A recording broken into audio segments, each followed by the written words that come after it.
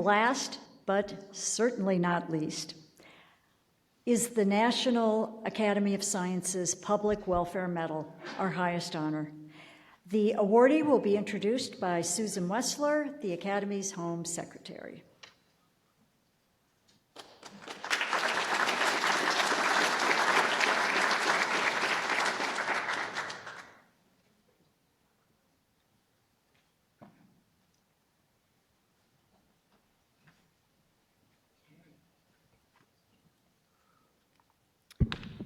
So to sort of explain why I'm taking a little longer, the introducer has a little bit more time, and the recipient has a little more time than the prior awards.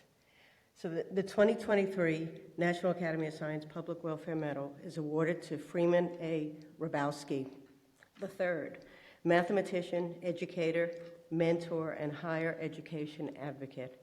The Public Welfare Medal was established in 1914, is the highest honor of the National Academy and is presented annually by the Council of the Academy in recognition of distinguished contributions in the application of science to the public welfare.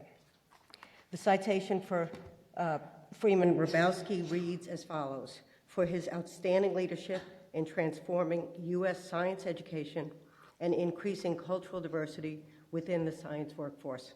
So I'm going to briefly present a little bit of his biography, a little bit about awards, and just a few interesting quotes from him, at least quotes I think are interesting, from him and from a few of his letters in support of his nomination. So he was born in Birmingham, Alabama, graduated from Hampton Institute with highest honors in mathematics. He received his master's in mathematics and PhD in higher education administration / statistics from the University of Illinois, Champaign-Urbana. He served first as provost of UMBC, the University of Maryland, Baltimore County, in 1987, and then as president of UMBC from 1992 to last year, 2022. He's received numerous awards and honors. I'm just going to highlight 4. He holds honorary degrees from more than 45 institutions. Wow. He chaired the National Academy's committee that produced the 2011 report, Expanding Underrepresented Minority Participation, America's Science and Technology Talent at the Crossroads. He was named in 2012 by President Obama to chair the President's Advisory Commission on Educational Excellence for African Americans. And in 2022, he was elected to the National Academy of Engineering for, quote, development of a national educational model for students from diverse backgrounds to excel in engineering and science.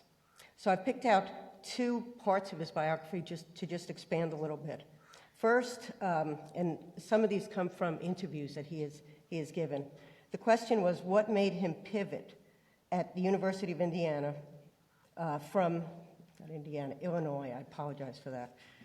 What made him pivot from math, where he got his master's, to higher education, where he got his PhD? His answer to that is, I had gotten a master's degree in mathematics and I really enjoyed abstract algebra, but I had no one to talk to. Nobody would work with me in groups. I was usually the only black in the class. Most importantly, I wanted to be able to talk about the work. I began seeing that a lot of graduate students were having problems with their quantitative courses across the social sciences. I was especially interested in looking at how statistics could be used in explaining different challenges and trends in higher education. He goes on to say, my focus for years has been on evaluation, quantitative and qualitative evaluation. So all my research over the past 40 years has focused heavily on STEM education and evaluation of programs and the use of statistics. Why did he go to UMBC? UMBC was founded in 1966, where he served as the first president, as I said before, for almost half of the time. He answered in answer to the question, why UMBC? He said, we were the first campus founded in our state that would accept students of all races. Every other university, typically in the South in general, was either for blacks or whites. So the other thing, I'm going to just expand on the program that he's received so much attention for. The Meyerhoff Scholars Program was established in 1989 and co-founded by Dr. Hrabowski and Robert and Jane Meyerhoff. The program is designed to prepare underrepresented students for academic careers in STEM disciplines. It has served as a model for developing and supporting underrepresented students pursuing careers in STEM. The expansion of the program first occurred in 2013 in order to determine if the model can be replicated at larger universities. And in this case, in 2013, there was the Chancellor's Science Scholarship at University of North Carolina at Chapel Hill, and also the Millennial Scholars Program at Penn State University. In 2019, the Chan Zuckerberg Initiative awarded $6.9 million to replicate the Meyerhoff Scholars Program at UCSD and UC Berkeley. In 2022, what I think is an amazing honor, Howard Hughes Medical Institute launched a $1.5 billion Freeman Hrabowski Scholars Program for outstanding early career faculty committed to diversity, equity, and inclusion. And to quote one of his letter writers, so what once could be considered a boutique program has become the national model for how to attract, retain, and graduate very talented but underrepresented students into careers in science. What is the model? It rests on several simple ideas: that there are immensely promising future scientists to be found everywhere. You just need to look for them. That their flourishing in the program requires intense attention from faculty, and that it is critical to set high expectations as long as you provide the tools to meet them. Thus, Freeman has not only transformed UMBC, his motto is also transforming the way the nation educates the next generation of underrepresented scientists, mathematicians, and engineers. And finishing up here, from an interview in Inside Higher Education, Dr. Hrabowski was asked, how does your background in civil rights activism contribute to your leadership style or practices? His answer to that was, I heard Dr. King say at the Children's March in Birmingham when I was 12 that, quote, tomorrow could be better than today.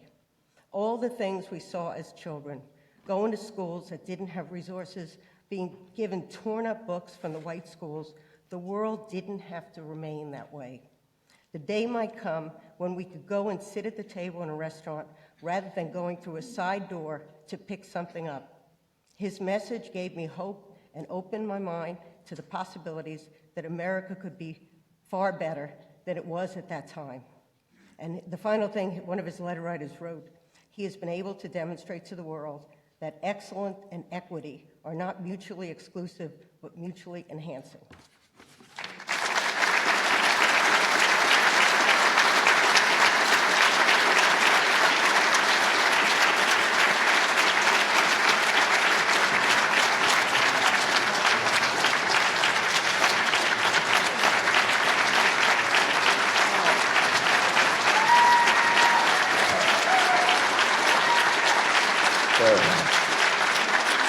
Very nice. I'm not going to look at Jackie and then I can stay. Oh, Betsy, I'll be able to get through this. So as you get older, you realize certain things. There was a time in my life when I would be getting an award and I'd think about my parents who've gone on and I would say, I wish they were here. I've now gotten to the point when I actually feel that those people you love who go on somehow are still with you. And you feel them somehow with you. And so I first want to say how honored I am. I want to thank you, Sue, for that wonderful, heartfelt introduction. And you, Marcia, for all, wherever you are. Thank you so much for this. And then I want to tell you that more than 50 years ago, as a young 15-year-old college freshman thinking I was the smartest person in the world, and we got the first math test back, and I just knew I had the highest score, and I didn't. And I began to realize, as we all do, we're never the smartest person in the world. Well, somehow a young woman got that perfect score, and all the guys were very upset when she walked up, and I hollered out, I'm going to marry her one day, and I did. And Jackie, thank you very much. Thank you very much for True story, true story. And the message to my students is when you can't beat them, marry them. Marry somebody smarter. It's a true story. I am so honored to be here today because of the wonderful people who nominated me, who wrote the letters, because I want to thank the NAS Council for this. I realize just what it means. As a Southerner, people from the South were sending me notes saying, Freeman, you're in really high cotton today, is the term that we use today. And I would like to make you laugh some as I talk. But I'm also honored because of the wonderful people who've received this medal before me. And you'll hear me mentioning some of their names as I talk. And I will give some highlights of my written statement today without giving all of them. I am honored also because I have several of my wonderful friends and special people here with me today, and you'll hear me mentioning them as I go through this. Two of them I'll mention right now who are in philanthropy, and one of my points to Marcia is that we need to keep thinking about how we connect philanthropy and the national agencies and companies.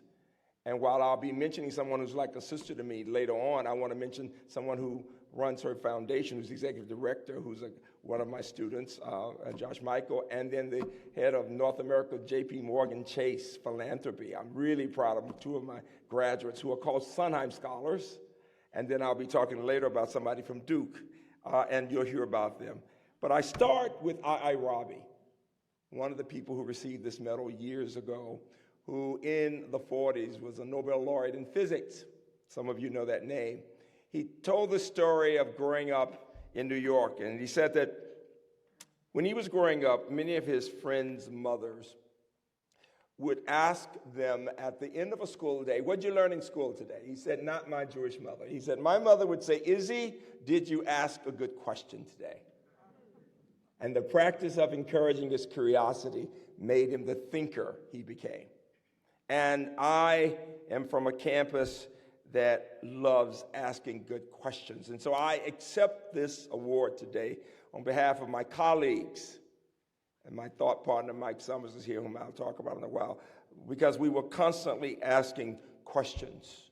Questions having to do with how do we help more students to succeed, and questions about broadening participation in science and engineering. And you all recall the report Rising Above the Gathering Storm in Norm Augustine. Right after that report, 4 senators asked the National Academies to do another report that was mentioned earlier, the Crossroads report that I chaired.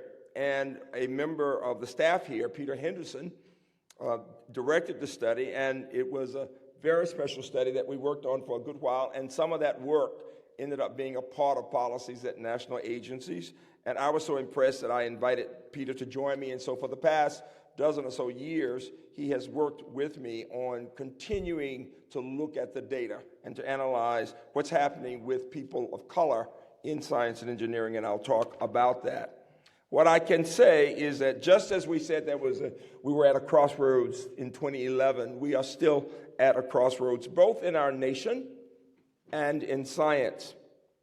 Interestingly enough, it was 55 years ago, just 4 miles from here at the cathedral, that Martin King gave his last sermon a few days before he was assassinated in 1968, assassinated this month.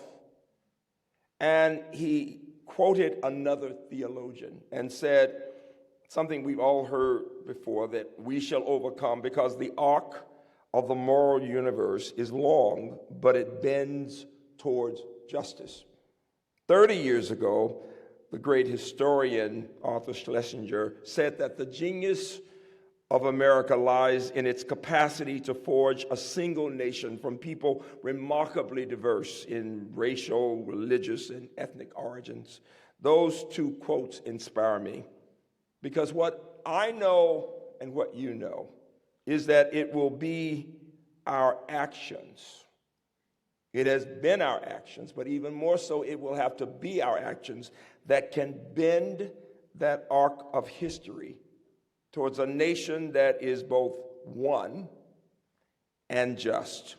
And the theme of my talk is that I have the hope that that can happen, even in times when things seem so divided, and when people question the truth, and when people worry about whether or not science will continue to be accepted and respected the way it should be. And I tell my students, when people say that we've never been so divided, I always tell them to go back to the 60s, the 1960s or the 1860s. And we get a sense that we've been here before, and somehow we come out of it. Interestingly enough, Marcia, you know that it's been 3 years, it's hard to believe, since we had the 75th anniversary of the convocation. And we talked about science, the endless frontier. And we all agreed, of course, that we are better as a society, that all of what has happened because of science. And yet we all agreed that there were ways in which we could be better. And you, Marcia, and colleagues, in writing that report, talked about this challenge that we face of finding ways of having a better mechanism for reducing the barriers to participation. We saw during COVID the lack of trust on the part of so many in our country, the need for more to be involved. And so, on the one hand, we know we can make more progress. On the other hand, I always want to talk about that progress. As a child, that I only knew of one black scientist. His name was George Washington Carver, the peanut scientist, right? Sadly, while there are many more, so many people still don't know the names of enough scientists. But we do know that in 160 years ago, when this academy was founded, no one could have possibly imagined that Marcia McNutt would be the president of the National Academy of Sciences. Wasn't even a possibility, or that I would be getting this medal. So let us not forget the progress that has been made. And then John Holdren, in accepting the award last year, talked about the fact that we must continue to tell the truth. The challenge we face, if we look at it, is that when the Vannevar Bush report was done in the 40s, only 5% of Americans had graduated from college. Today, we're up to 38%. The fact is that most people don't know the small percentage in the 1960s. You may not know this, but only 10% of Americans had graduated from college in the 60s. And when I break it down, everything at that time was broken down between black and white. There were only 3%, not quite 4% of blacks who graduated, but only 11% of whites had graduated from college in the 60s. And when I talk about the need for culture change, I'm talking about what Eric Weiner says in his book, The Geography of Bliss, that somehow he says that culture is the sea we swim in, so all-consuming that we fail to recognize it until we step out of it and look back at ourselves. We did that as we looked at the convocation. We saw what was good and what we needed to work on. We do it today. And when we think about higher education, you may not know this. Everybody is very positive about the GI Bill. But do you know, who do you think fought the GI Bill in the 40s? Who was it that said, if you allow those veterans into our colleges and universities, those institutions will become academic hobo jungles? Who do you think said that? Anybody? Now, I know the scientists know how to be less than risk adverse. So who said it? Any suggestions? College presidents. In the 40s, and the presidents of the most prestigious. Now, they were good people, but they just thought that if you were not from wealth, you should not be going to college. That was the culture in America. And FDR was called an enemy to his class. That was the thinking in the 40s. But what happened? We had the legislation, we had the civil rights movement, and all of a sudden you had the Higher Education Act of 1965. You had the Voting Rights Act in 65, the Civil Rights Act in 64, Higher Education, Voting Rights 65. And all of a sudden, by the early 70s with the Pell Grant, more people were going to college. And so all of a sudden you had many more people going. And people saw with the GI Bill, 2 million veterans go to college in the 40s, and they saw regular people could go to college. We saw science making a difference. Why do I tell you this? Just as we saw now, we didn't have as many minorities, not as many women, but we began to have them. I would say the same thing in science. That right now, when people think of a scientist, we tend to still think of a guy, a man. We're beginning to think of more women. I directed our PI on our advanced program. I think the NSF program for women is one of those changing culture programs that we need to do more with for women and for people of color. But what I would say to you is, when thinking about changing culture, we still accept the idea that more than half the people who start college don't graduate. Think about it. Literally, we say it's a 60% graduation rate after 6 years, but the fact is that well over half of all universities have graduation rates well below 45%.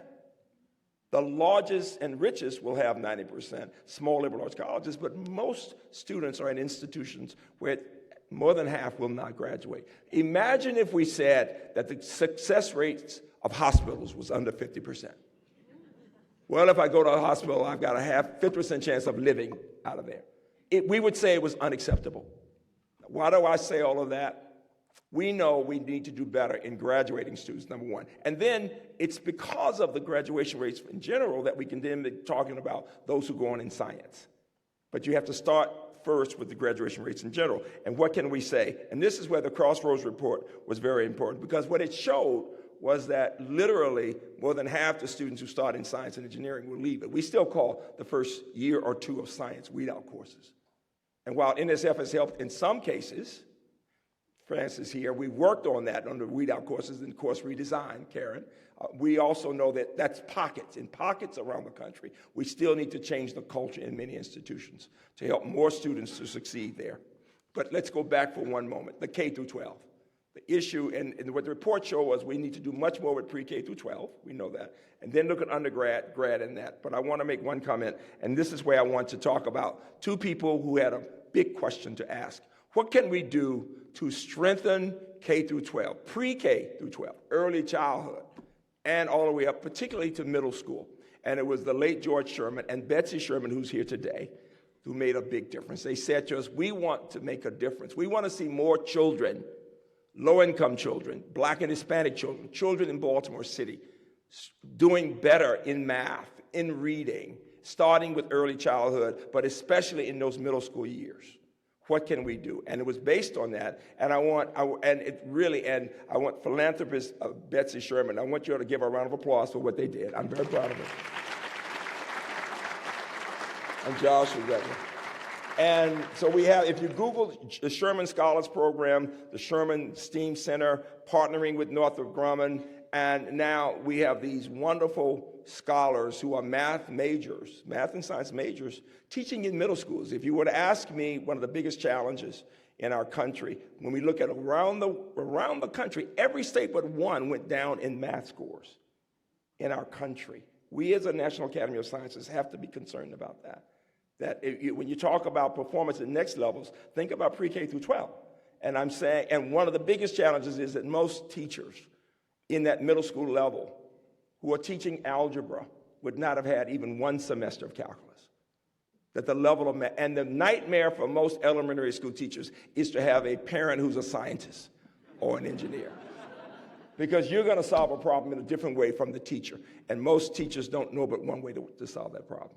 They need more support. And so look at the Sherman Scholars Program as one approach of having much better prepared teachers for middle school. And also, though, and I was glad to see one of the topics, Marsha, about early childhood, the idea of having much stronger teachers at the early childhood level, including more strength in math and science at those levels. And so think about that. And so the idea of rethinking what we can do at a national level in teacher preparation, especially given what we're seeing with math scores around the country. And then at the undergrad level, here's the one good news, that the Hispanic population has seen progress since our Crossroads report. They've had substantial increases. They're up to about 17% of the students now graduating with bachelors in STEM.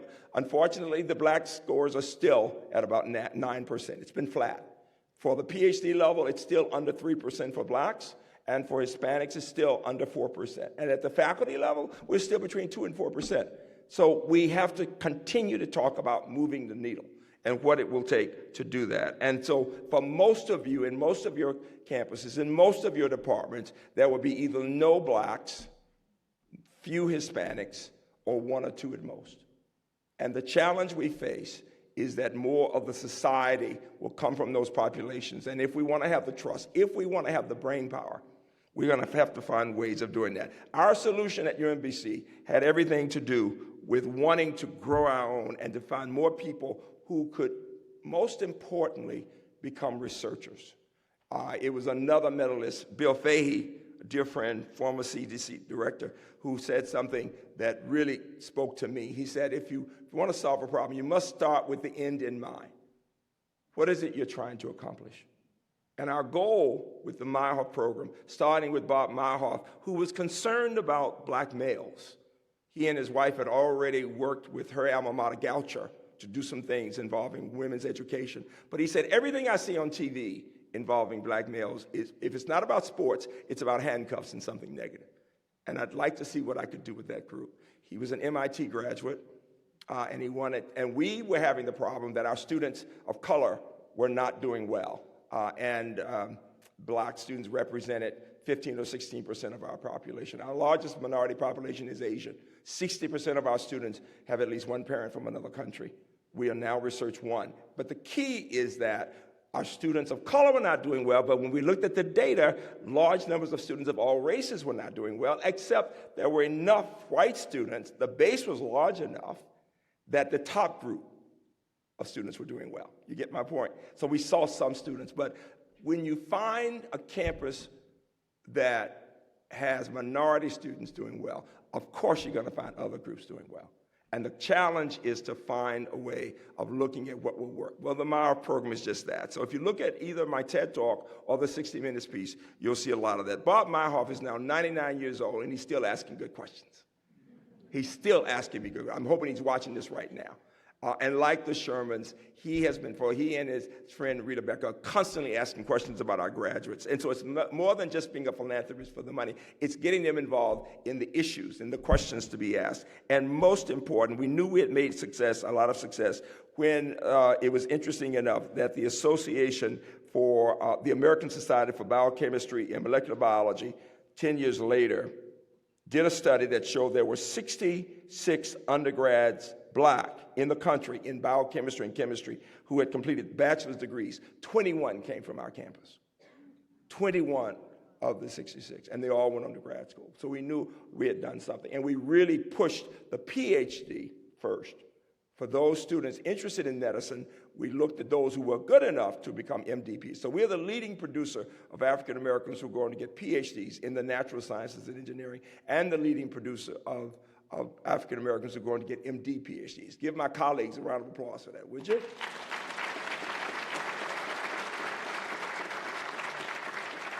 Nobody has been more important to that area, than that issue, than Michael Summers. Are you here, Michael, somewhere?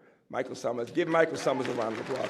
He has been, and that is the point I want to make. And he and Holly, who are both in that lab, Dr. and Dr. Summers, working together. The key is that, as I say in my TED Talk, it takes researchers to produce researchers. And that's what I want to say to this audience, that somehow when he goes to give a talk, he will only go if they want him to give 2 talks.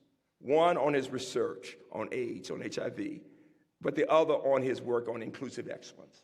So he can show his students and talk about what they're doing, and the numbers who are doing all kinds of things. I want to give Howard Hughes a lot of respect and a lot of acknowledgement for working with us over the years, not only in his lab, but in replicating programs at Chapel Hill and Penn State years ago, with Michael leading that effort with others over there, and now with the other programs that are similar into replication around the country.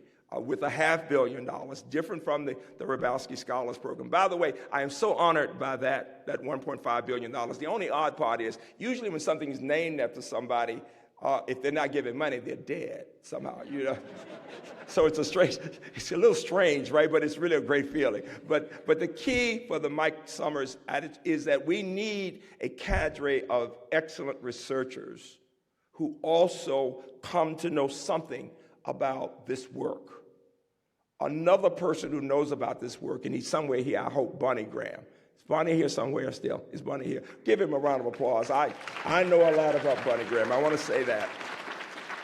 Because Bonnie is the mentor to somebody whose name I have across my forehead. It's Kizmikia Corbett, who worked with him to co-lead the team. But it was Bonnie's, they're all in that center there that Tony has, and Fauci has. But the key is, and Kizmikia and I sent her a picture of the two of us, and this is the key, that he has really worked to develop her career over the years. And Kizmikia, who is now on the faculty at Harvard, first black woman to be involved in leading a team in the creation of a vaccine in the world. Give Bonnie Graham a round of applause for being responsible for that. It's huge. It's huge. Now, here's the point I want to make. He could have been so egotistical to have taken all the credit for that. It would have been just as easy with the power, but he wanted to empower her. So it's researchers to produce researchers, but it's also researchers who want to empower people different from themselves and to be human beings. That's what she says about him. Not only that he is excellent, and this is the same thing with Mike Summers, that they get to know their mentees not just as fellow scientists, but as human beings. And one of the challenges we face at the National Academy of Sciences, Marsha, we were talking about this, is that people need to know that we are people. I loved it when the scientists, the awardees, talked about their families or their children and human development, right? People need to hear those things because they think that scientists are robots. We need to understand that we have a sense of humanity at a time when artificial intelligence is what people are hearing. And that's what mentors who become champions, and there's that distinction. Mentors may, you listen to them, but these two people and others in this room are champions, and that's what we need. And so I want to commend Howard Hughes. And then the final that I want to mention has to do with, I want to mention the name of Sandy Williams, who was dean at Duke, telling me about how well my Meyerhoff scholars were doing at Duke at the time. And these were students in the MD PhD program. And amazingly, he said, how do we get them to come on the faculty? Because we get some good students, and it has everything to do with intentionality. Intentionality. That we as a society must be uncomfortable when we are in a room and we all look the same. That our society, we must ask ourselves the question, do we begin to reflect our society in how we look and how we think, and are we bringing in the different perspectives to get the best thoughts? You know the sector of society I find most impressive when talking about inclusive excellence. Believe it or not, it's the intelligence community. My campus is a major partner to the National Security Agency, and General Nakasone has worked very closely. We're one of the big partners in bringing in a lot of students in math and computational sciences. And he says we want people, not just because of race, but people who come out of the inner city, people who come from suburban areas, because they solve problems differently. They solve problems differently based on their backgrounds. And he said we need that if we're to defend our country. And I would argue to us that if we bring in people, and so Sandy understood that, and amazingly, 4 of those students who were there then are now on the faculty at Duke, and I'm really proud. I want to end with one. Interesting enough, Kismikia, who was one of the heroes with the Heroes in Time magazine with Bonnie, really wonderful, and she got the Ben Franklin Award there in Philadelphia for 21, and then 22. Khafre Zarasa is here, and I'm really proud of him as a new member in the last year of the National Academy of Medicine, as a wonderful Howard Hughes investigator, and as of the last couple of months, he's in neuroscience and psychiatry. He became full professor at Duke. I want him to stand, and I want you to look into his face, and I want you to think, this is science and medicine reimagined. Please stand, Khafre Zarasa. Give him a standing ovation, and thank you very much. Give him a standing ovation, and thank you very much.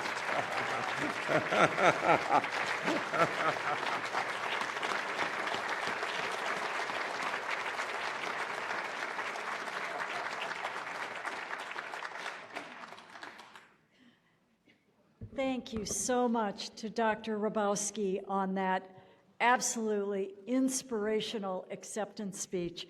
So many terrific quotes in there. You know, there's many times when we give out an award and we hope that we have elevated the visibility and the interest in that person's work. At this point, he is elevating the importance of our work. And I want to thank you for that very much.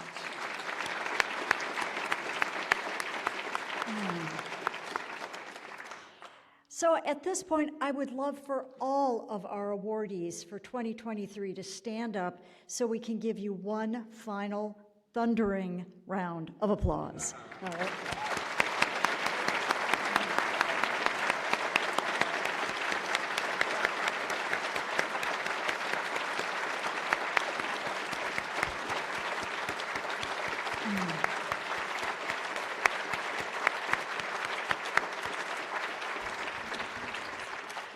So you all do us very proud here at the Academy, and we're so happy to have honored you today.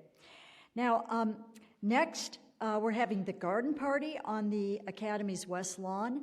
I think that normally the party is scheduled to start at 4, but as always, the party starts when you all get there. So, have a great time.